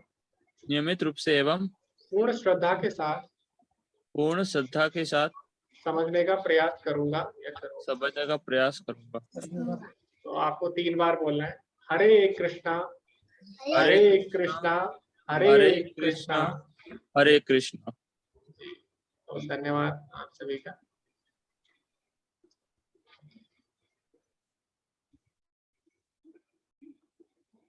तो अभी हमने संकल्प लिया है कि हम इस जो कोर्स है इसको हम गंभीरता से लेंगे, और किसी कारणवश हो सकता है आप किसी दिन इस कोर्स को ना ले पाए, कोई आवश्यक कार्य आ सकता है बीच में, तो आपको रिकॉर्डिंग भेज दी जाएगी ग्रुप में, आप रिकॉर्डिंग भी देख सकते हैं। लेकिन इसका मतलब ये नहीं है कि आप सुबह ना उठें और आप पूरे दिन रिकॉर्डिंग के सहारे ही आप पूरा कोर्स करें। आपको गंभीरता से लेना होगा। किसी कारणवश अगर आप नहीं कर पाए तब आप रिकॉर्डिंग देख सकते हैं। कि अब कुछ साधारणता या सामान्यता कुछ प्रश्न पूछे जाते हैं, उनके बारे में हम चर्चा करते हैं। तो आपको किस प्रकार से अपने प्रश्न पूछने उसकी हम चर्चा कर चुके हैं। आपको हैंड रेज करना होगा कक्षा में, या फिर आप एडमिन को भी आप संदेश या मैसेज भेज सकते हैं, और आपको भगवत गीता खरीदनी उसका भी लिंक भेज दिया जाएगा। आपका सर्टिफिकेट कैसा होगा, किस तरह से वो दिखेगा, इस तरह से आपका सर्टिफिकेट होगा, उस पर आपका नाम होगा और जो अध्यक्ष है कौन मंगलुरु के, उनके साइन होंगे नामनिष्ठ दास प्रभु जी के। अभी कई लोग पूछ सकते हैं कि जो क्विज होंगे उनका जो कठिनाई का स्तर होगा कितना होगा, यानी डिफिकल्टी लेवल क्विज का कितना होगा। तो क्विज बहुत ही आसान होगी और जो भी कक्षा में हम पढ़ेंगे उसी में से होगी, और बहुत ही आसान प्रश्न होंगे। और ऐसा भी होगा कि मान लीजिए आप एक बार अगर क्विज करते हैं, हो सकता है आपके अच्छे नंबर ना आए या कुछ प्रश्न है आप उसको सही से ना कर पाए, दोबारा से आप उस अध्याय की क्विज दे सकते हैं। तो ऐसा इस बहुत ही आसान किया गया है क्विज। अभी कई लोग हैं वो इंटरनेट, वैसे तो हर कोई आजकल इंटरनेट चलाना जानता है, लेकिन कई लोग हैं वो हो सकता है उनको ऑनलाइन क्लास या ऑनलाइन कक्षा का उन्हें इतना जानकारी ना हो या इतना अनुभव ना हो। तो अगर आपको किसी भी प्रकार की समस्या आती है इस कक्षा के दौरान या कक्षा को करने में ऑनलाइन, तो आप लोग क्या कर सकते हैं, कॉल कर सकते हैं एडमिन को या मैसेज कर सकते हैं, वो आपकी पूरी सहायता करेंगे इसको करने में। अब कई लोग बोलते हैं कि हमने तो सुना ही नहीं कभी ऑनलाइन भगवत गीता के बारे में, हमने तो सुना है भगवत गीता मंदिर में कराई जाती है, तो क्या ऑनलाइन अगर हम भगवत गीता पढ़ेंगे तो क्या उसका लाभ हमें प्राप्त होगा? जी बिल्कुल प्राप्त होगा, और मैं अपने अनुभव से भी आपको बता सकता हूँ। और अभी हमने कुछ भक्तों का अनुभव भी सुना जिन्होंने ऑनलाइन कोर्स किया और उनको इसका लाभ प्राप्त हुआ। तो ऐसा नहीं है कि ऑनलाइन अगर आप सुनेंगे तो आप भगवत गीता को नहीं समझ पाएंगे, ऐसा बिल्कुल भी नहीं। अभी कई लोग बोल सकते हैं कि क्या मैं कोर्स को बीच में छोड़ सकता हूँ? जी आप कोर्स को बीच में छोड़ सकते हैं, आपको स्वतंत्रता है पूरी तरह से, लेकिन हमारा प्रयास रहेगा कि आप ना छोड़ें, क्योंकि ये कोर्स मुफ्त में है और इसको करके अगर आपका कोई फायदा ना हुआ तो कम से कम आपको नुकसान भी नहीं होने वाला। तो इसीलिए आप कोर्स में बने रहें, आपको फायदा जरूर होगा, लाभ बिल्कुल होगा। तो फिर भी अगर आप छोड़ना चाहें बीच में छोड़ सकते हैं, क्योंकि हम किसी को फोर्स नहीं कर सकते। भगवान ने जब अर्जुन को भगवत गीता सुनाई पूरी, अंतिम जो अध्याय है उसमें भगवान बोलते हैं अर्जुन को, यथा इच्छसी तथा कुरु। हे अर्जुन, मैंने तुम्हें भगवत गीता सुनाई है, लेकिन फिर भी अभी तुम्हारी जो इच्छा है वो तुम कर सकते हो। तो जो भगवान है उन्होंने हमें एक सूक्ष्म स्वतंत्रता दी है, जिसके कारण भगवान भी हमें फोर्स नहीं कर सकते। तो इसीलिए हम भी किसी को फोर्स नहीं कर सकते। तो लेकिन फिर भी हमारा प्रयास रहेगा कि आप इस कोर्स को पूरा करें। ये था। अभी किसी ने कई लोग प्रश्न पूछते हैं कि हम लोग अभी इतने शुद्ध नहीं है कि हम भगवत गीता के ज्ञान को ले पाए, तो क्या हमें भगवत गीता पढ़नी चाहिए? क्योंकि हम लोग कई ऐसे कार्य कर रहे हैं, या हमारा आहार ऐसा है, या हमारा जो जीवन शैली वो इस प्रकार है, इस प्रकार के हमें कार्य करने पड़ रहे हैं कि हम मतलब अपने आप को बहुत ही ज्यादा हीन भावना से देख रहे हैं। तो क्या हम लोग भी भगवत गीता कर सकते हैं? जी बिल्कुल कर सकते हैं। तो वैसे आजकल संसार में हर कोई कुछ ना कुछ अनर्थ पाल के बैठा है, कुछ ना कुछ गलत कार्य हर कोई कर रहा है।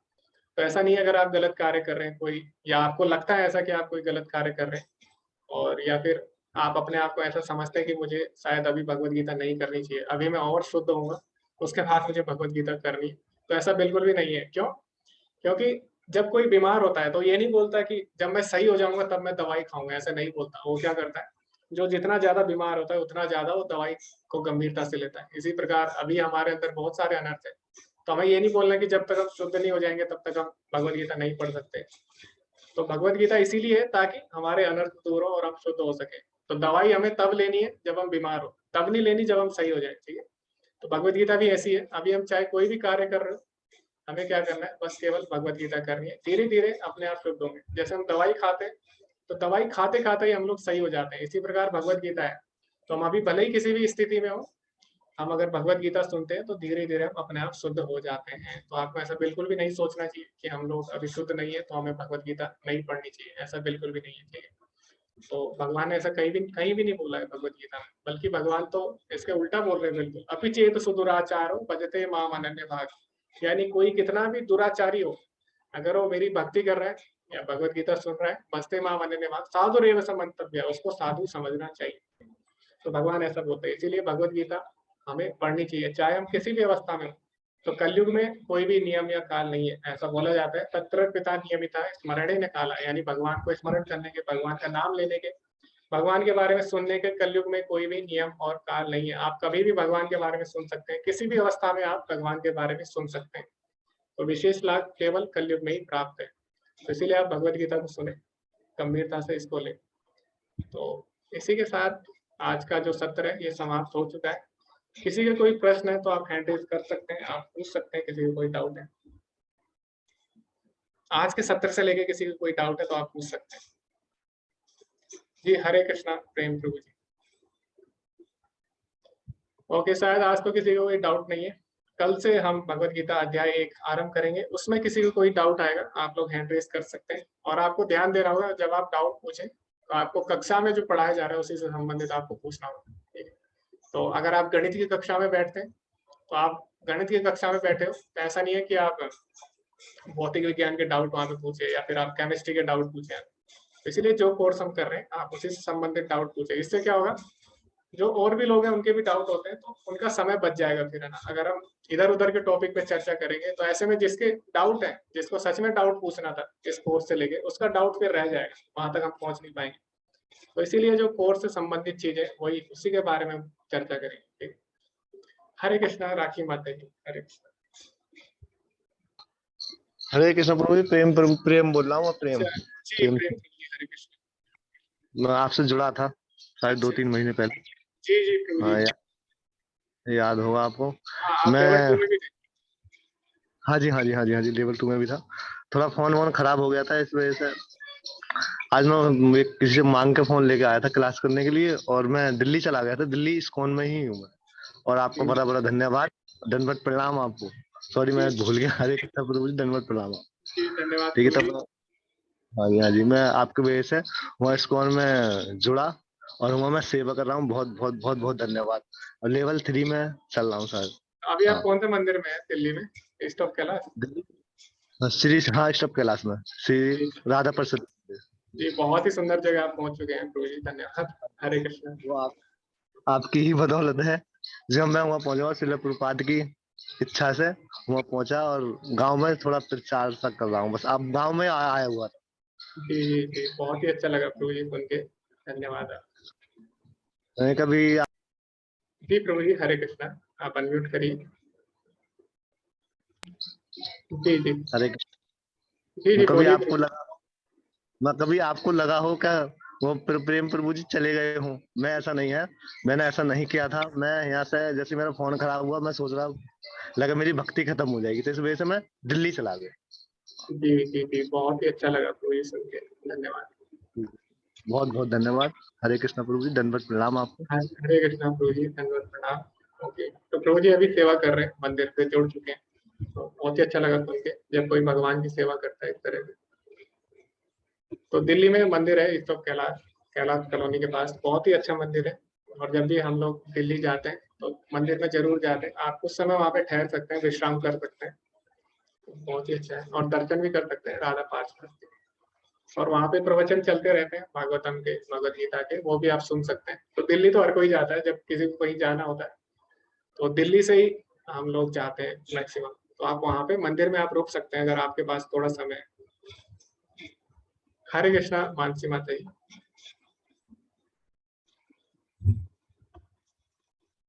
हरे कृष्णा मानसी माता जी, आप अनम्यूट कर सकते हैं अपने आप को।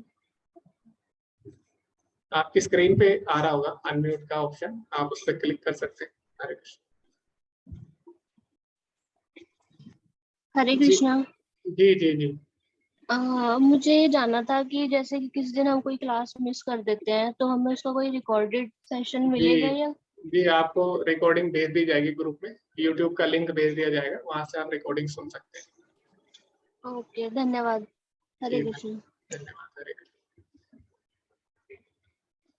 हरे कृष्णा सारिका माता जी। हरे कृष्णा प्रभु जी। जी माता जी। प्रभु जी, ये आपका पिछली बार का कोर्स करने के बाद मेरे तो बहुत सारे क्वेश्चन के आंसर मुझे मिल गए थे। जीवन के बहुत सारे समस्याएं भी मैं उनसे दूर होने लगी थी। और अभी एक खुश खबर है कि एक कॉलेज में गीता क्लास करने के लिए मुझे बुला रहे हैं। मैं योगा और गीता का क्लास करने जा रही हूँ अगले हफ्ते से। तो आपका बहुत बहुत आभार प्रभु जी कि मैं कोशिश कर रही हूँ। मेरे पास बुक तो नहीं पहुंचा आपके द्वारा, तो बुक पहुंचने के बाद मुझे शायद ज्यादा लाभ मतलब मदद मिलेगा। मैं कोशिश कर रही हूँ धीरे धीरे कैसे उनको समझा पाऊंगी। जी जी जी, बहुत ही अच्छा लगा माता जी, आप भगवद गीता पढ़ाने जा रहे हैं, तो बहुत ही शुभकामनाएं आपको, बहुत ही अच्छा लगा। हरे कृष्णा। हरे कृष्णा प्रभु। तो भगवान भगवद गीता के अंतिम अध्याय में बोलते हैं कि उससे प्रिय मुझे कोई भी नहीं है जो भगवद गीता के ज्ञान को दूसरों को बताता है। तो अगर आप भगवान को खुश करना चाहते हैं जल्दी से, तो आप भगवद गीता का जो ज्ञान है इसका प्रचार प्रसार कर सकते हैं। ओके, तो अभी किसी का कोई प्रश्न है आप पूछ सकते हैं, और आप चैट में भी नीचे लिख सकते हैं। यहाँ पे नीचे एक चैट आ रहा है, वहां पे भी आप अपने प्रश्न लिख सकते हैं। ठीक है? किसी को अगर बोलने में कोई समस्या है, या कई लोग हैं वो बात नहीं कर पाते, उन्हें थोड़ा झिझक रहती है, तो आप लोग चैट में भी लिख सकते हैं। ठीक है? ओके, तो इसी के साथ हम आज के सत्र का समापन करने वाले हैं। लेकिन अभी एक और क्वेश्चन किसी ने हैंड रेज किया है। जी राखी माता जी, हरे कृष्णा। हरे कृष्ण गुरु जी। जी माता जी।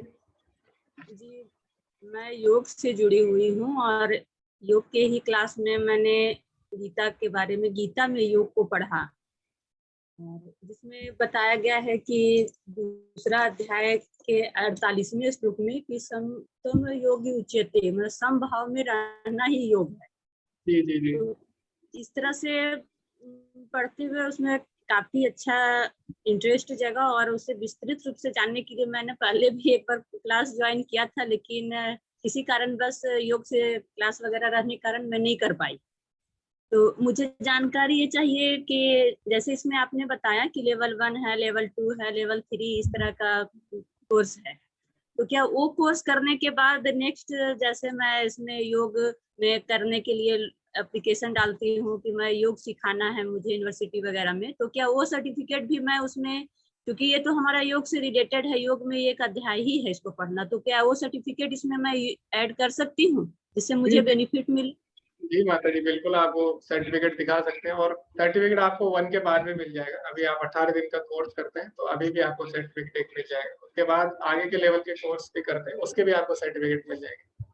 अच्छा, ये 18 दिन का करने के बाद फिर हम लेवल 1 कर सकते हैं? लेवल 1 इसी को बोलते हैं माता जी, 18 दिवसीय सत्र है।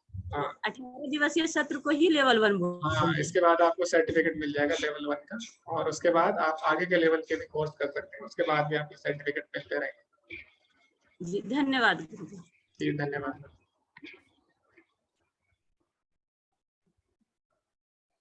जी विजेंद्र प्रभु जी, आप भगवान की भक्ति करिए, सब चीज अपने आप छूट जाएंगी, जो भी गलत चीजें होंगी अनर्थ होंगे हमारे जीवन में। जैसे आपने देखा होगा प्रभुपाद जी ने क्या किया, जो हिप्पी लोग थे, आप तो कुछ भी नहीं कर रहे, जो हिप्पी लोग थे वो पता नहीं कितने सारे गलत कार्य करते थे।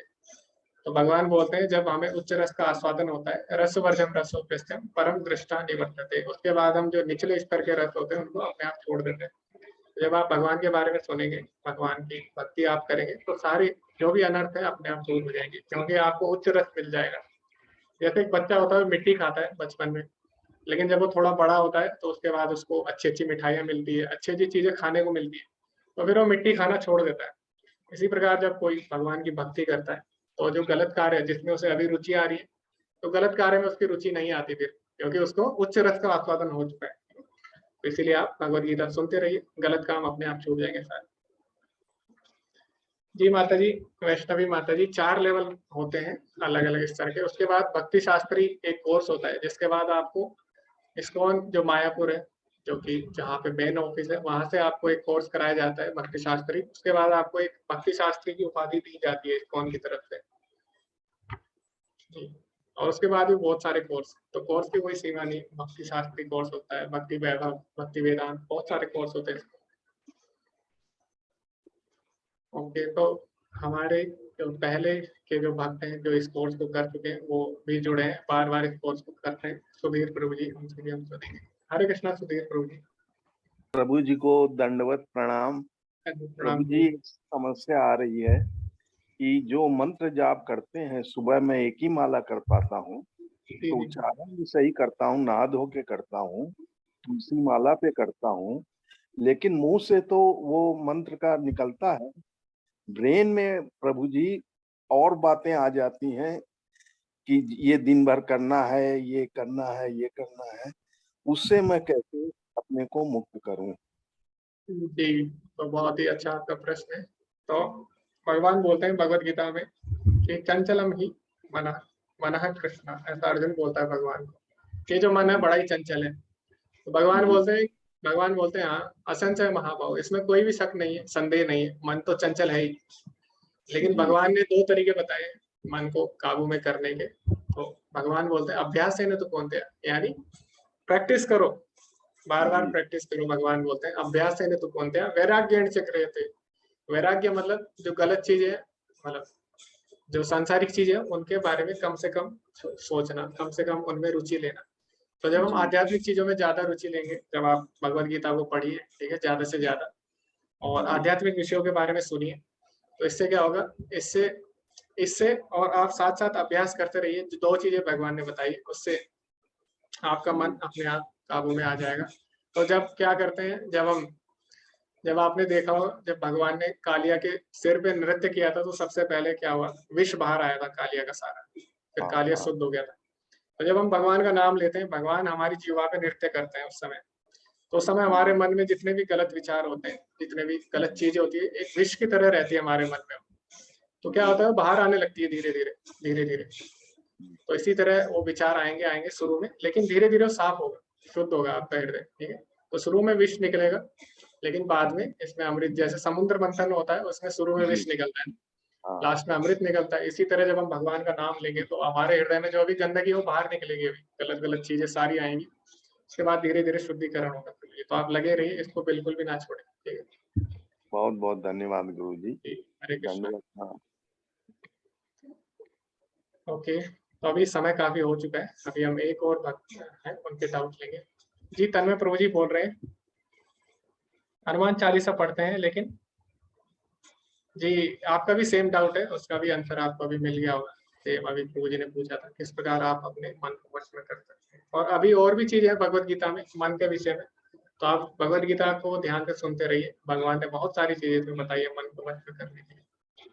तो अभी मैंने आपको संक्षिप्त में बता दिया, आप इस पे अमल करें, ध्यान दें। तो ठीक है, अभी किसी का हैंड रेज था लेकिन उन्होंने ठीक नहीं कर। तो बबीता माता जी है, उनको बहुत ही अच्छा लग रहा है कोर्स। जी माता जी आप जुड़े रहिए, और बहुत ही आनंद इसमें आने वाला है, क्योंकि आप एक बार अगर इसमें जुड़ जाते हैं फिर आप हमेशा के लिए जुड़ जाते हैं। तो आप देख सकते हैं यहाँ पे बहुत सारे भक्त लोग हैं, वो पहले ही इस कोर्स को कर चुके हैं, तो आप भी इसमें जुड़िए। हरे कृष्णा मधु माता जी। हरे कृष्णा प्रभु जी, मैं आपके कोर्स से तो बहुत साल 1.5 साल से जुड़ी हूँ और कई बार कर चुकी हूँ, आपकी भी क्लास 2-3 बार ली है। लेकिन मैं एक अपनी वो बताना चाहती हूँ कि मेरा अभी 2-3 महीने से तबीयत बहुत खराब हो गई, तो 16 माला भी छूट गई, और मतलब उतना मैं कर नहीं पा रही हूँ। तो इसका क्या कारण होगा, अब इसको कैसे सुधारें ये नहीं समझ में आ रहा है, क्योंकि कई बार ऐसा होता है कि मतलब एज के हिसाब से बहुत सी प्रॉब्लम हो गई है। तो नहाना भी दिन में 2-3 बार भी कर लो तो भी हम 16 माला नहीं कर पा रहे हैं, तो उसके लिए क्या करें, आप कुछ मार्गदर्शन कीजिए। जी माता जी, तो अभी आप एकदम 16 माला ना करें, क्योंकि आप धीरे धीरे बढ़ाते रहिए, अभी क्योंकि छूट चुकी है। तो क्या होता है, एकदम अगर हम 16 माला करते हैं तो 1-2 दिन हम कर लेंगे शुरू में, और लेकिन फिर क्या होगा, हम ज्यादा समय तक नहीं कर पाएंगे। तो इसके लिए हमें धीरे धीरे बढ़ानी होती है। आप अभी क्या करिए, आप अभी 4 माला का पहले अभ्यास करिए। हाँ, कभी 4 कभी 5 ऐसी कर लेते हैं, कभी 2 ही कर पाते हैं, 2 तो कंटिन्यू करते ही हैं। तो इस तरह आप मतलब बढ़ाते रहिए, धीरे धीरे आप बढ़ाइए माता जी, एक साथ मत करिए आप 16, ठीक है।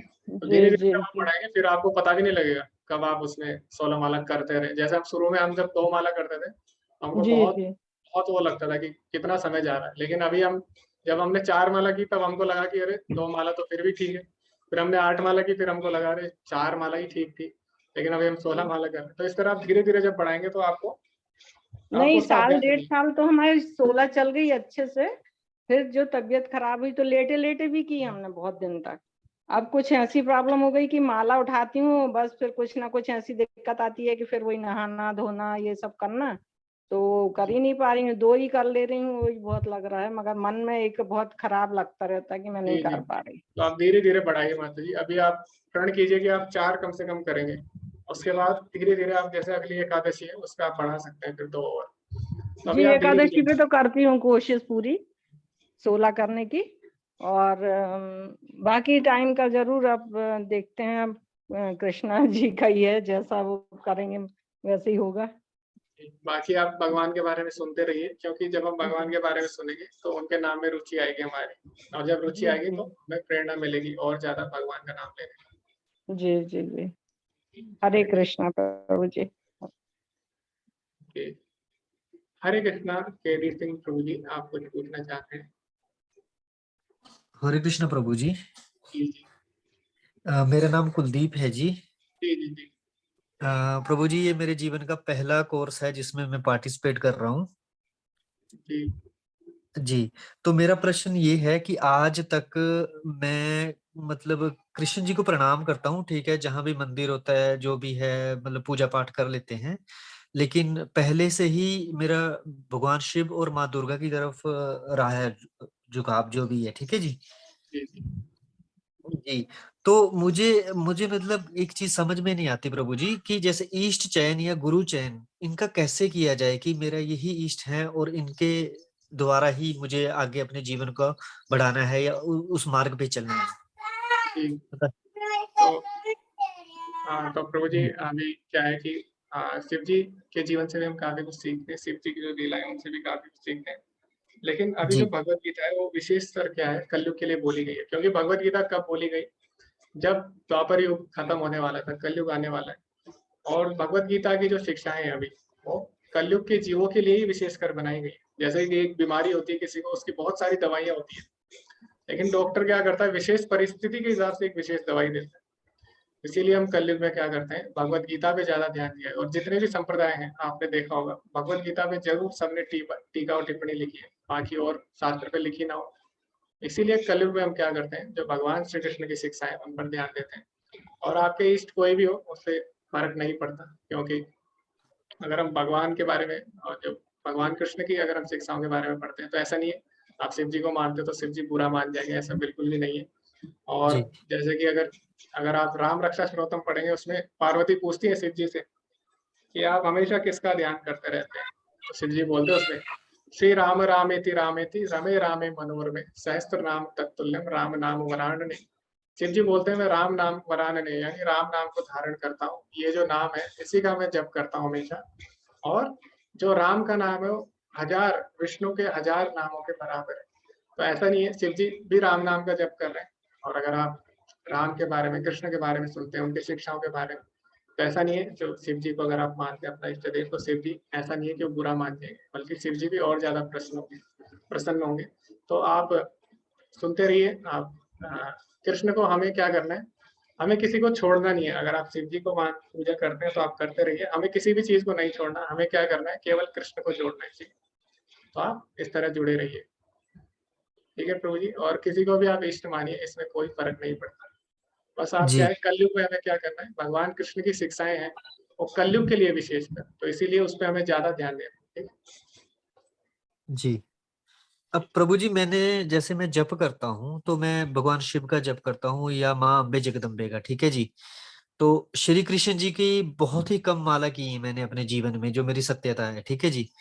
तो मुझे ना तो पता है कि क्या मंत्र है, क्या कैसे ज्वाइन करना है, उसको कैसे करना है, इन चीजों के बारे में, ठीक है जी। तो थोड़ा सा मार्गदर्शन देंगे जी उसके बारे में मुझे। जी, वो बता दिया जाएगा आपको कौन सा मंत्र करना है। हरे कृष्ण महामंत्र हम करते हैं, और हरे कृष्ण महामंत्र इस प्रकार है, हरे कृष्ण कृष्ण कृष्ण हरे हरे, हरे राम राम राम हरे हरे।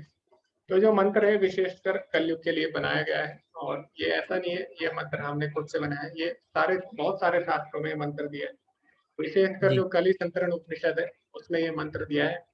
और उसमें ब्रह्मा जी बोलते हैं इस मंत्र के बारे में, इति षोडश का नाम कली कलमश नाशनम। ये जो 16 शब्दों का मंत्र है, ये कलयुग में कलमशों का नाश करने वाला है।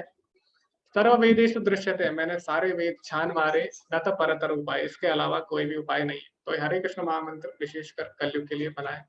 तो आप जो भी मंत्र कर रहे हैं आप करते रहिए, बस आप हरे कृष्ण महामंत्र भी आरंभ कर सकते हैं। जी जी धन्यवाद। हरे तो अभी हम मंत्र के बारे में और विस्तार से पढ़ेंगे, क्यों हमें हरे कृष्ण महामंत्र करना है और किस तरह से इसको हमें करना है। ये हम आगे आने वाले अध्याय में इसके बारे में विस्तार से चर्चा करेंगे। हरे कृष्णा। नीलम माता जी। हरे कृष्णा प्रभु जी। जो पहले प्रभु जी ने क्वेश्चन पूछा उसी से रिलेटेड मुझे भी आया कि मैं भी शिव भक्त ही हूँ, कृष्ण भक्त भी हूँ। बट पहले मेरा भी ज्यादा रुझान शिव जी की तरफ, और मैं शिव जी का महामृत्युंजय मंत्र किया करती थी। अब लेकिन मैंने 1 साल हो गया मुझे श्री कृष्ण गोविंद हरे मुरारी हे नाथ नारायण वासुदेव, ये ऐसा रम गया है। जब मैं शिव जी को स्नान कराती हूँ तब मैं महामंत्र का जाप शुरू करती हूँ, मुझे पता ही नहीं चलता है कि मैं कब अपना कृष्ण जी का ये मंत्र बोलने लगती हूँ। वो ऐसा मुंह में रम गया है कि मुझे पता ही नहीं चलता। मैं कोशिश करती हूँ कि नहीं, जब तक कि शिव जी की उनकी सेवा कर रही हूँ तब तक कि उनका नाम लूं, बट वो हो ही नहीं पाता है, कृष्णा का ही नाम मुंह पे आने लग गया है। तो वहां मुझे थोड़ा सा डाउट होता है कि ये कुछ गलत तो नहीं हो रहा है। नहीं माता जी, गलत बिल्कुल नहीं हो रहा, क्योंकि शिव जी, मैंने आपको बताया ना, शिव जी खुद राम नाम लेते हैं। जी मुझे ये भी पता है कि शिव जी की कुछ तरह से भक्ति करने से वो हमें वरदान देते हैं उस चीज का कि आप कृष्ण भक्ति में जाइए। शिव जी खुद अपने आप ही जाते हैं, ये भी मैंने सुना है। फिर भी लेकिन एक अंदर से मन में थोड़ा सा संकोच रहता है कि मैं इतना ज्यादा महामृत्युंजय का जाप करती थी और मैं अब करती हूँ तो मुझे पता ही नहीं चलता, थोड़ी देर बाद मुझे रियलाइज होता है कि मैं तो श्री कृष्ण गोविंद हरे मुरारी करने लग गई हूँ। तो वो इतना ज्यादा हो गया। और प्लस मैं पहले बताना भूल गई, जैसे बच्चों की बात हो रही थी, मेरी छोटी बेटी को 8 इयर्स की है अभी, वो लास्ट ईयर 7 इयर्स की थी कोविड में, मुझसे ज्यादा श्लोक उसको याद है। मतलब हम लोग साथ में बैठते थे, वो बहुत ज्यादा इंटरेस्टेड रहती है। इवन आज भी उसने बोला था मम्मा मुझे भी क्लास अटेंड करनी है आपके साथ, बट रात को बच्चे लेट नाइट अभी सो रहे हैं, छुट्टियां चल रही थी, इसलिए मैंने उसको उठाया नहीं है। तो ये मेरे मन में वो प्रभु जी ने जो क्वेश्चन किया उसी से रिलेटेड मेरे मन में आया कि इस चीज में कोई प्रॉब्लम तो नहीं है। मुझे समझ में नहीं आ रहा है, ऐसा ही होता ही जा रहा है मेरे साथ। मैं रोज कोशिश करती हूँ, लेकिन क्योंकि मुझे आदत है, हम बच्चों के साथ दिन भर माला नहीं कर सकते, तो हम खाना बना रहे हैं, हम घर की डस्टिंग कर रहे हैं, हम जो भी काम करते हैं तो श्री कृष्ण गोविंद हरे मुरारी हे नाथ नारायण वासुदेव मुंह में चढ़ाई हुआ है। जी तो शिव जी के पास अगर हम निस्वार्थ भाव से जाते हैं, शिव जी क्या करते हैं, जो असुर लोग हैं वो भौतिक कामना के लिए जाते हैं, शिव जी उनकी इच्छा पूरी करते हैं, लेकिन फिर वो उससे क्या होता है, जो असुर भौतिक लाभ के लिए जाते हैं उनका नाश हो जाता है ना। लेकिन जब हम शिव जी के पास निस्वार्थ भाव से जाते हैं, बिना किसी भौतिक इच्छा के जाते हैं, तो शिव जी स्वयं हमें कृष्ण भक्ति देते हैं। तो बिल्कुल सही बोला माता जी आपने। और जितने भी लोग कहीं ना कहीं जुड़े हैं, तो पहले हर कोई शिव जी की निस्वार्थ भाव से सेवा करता है, तभी कृष्ण भक्ति मिल पाती है। तो चाहे आपका उदाहरण हो और चाहे स्वयं मेरा भी अनुभव यही रहा है माता जी, और बहुत सारे भक्तों से जिनसे भी मैं मिला हूँ, अधिकतर सबका यही अनुभव रहा है। तो बिल्कुल आपने सही बात यहाँ पे बोली है माता जी। तो इसी तरह आप करते रहिए, जुड़े रहिए माता जी। हरे कृष्ण जी। और आप अपने बच्चों को भी जोड़ सकते हैं, कल से आप उनको भी क्लास रख दीजिए। जी धन्यवाद आपका। तो अभी क्योंकि समय बहुत ज्यादा हो चुका है, तो कल हम अभी हमारे पास 18 दिन है और अभी हम बहुत सारी चर्चा इसमें करेंगे। तो किसी का कोई प्रश्न कभी रह जाए तो आप ऐसा मत सोचिए कि आपका प्रश्न रह गया, आप अगले दिन भी पूछ सकते हैं। ठीक, तो अभी हम आज का जो सत्र है उसको हम समाप्त करते हैं, और आप सभी का बहुत बहुत धन्यवाद जुड़े रहने के लिए। हरे कृष्णा ध्रुव, हम वैष्णव प्रणाम मंत्र करते हैं। कृष्ण पांचाकल्पतरोभिश्च कृपा सिन्धुवेव च पतितानां पावनेभ्यो वैष्णवेभ्यो नमो नमः। अनंत कोटि वैष्णव वंदे की जय। श्रील प्रभुपाद जी की जय। हरे कृष्णा धन्यवाद सभी का।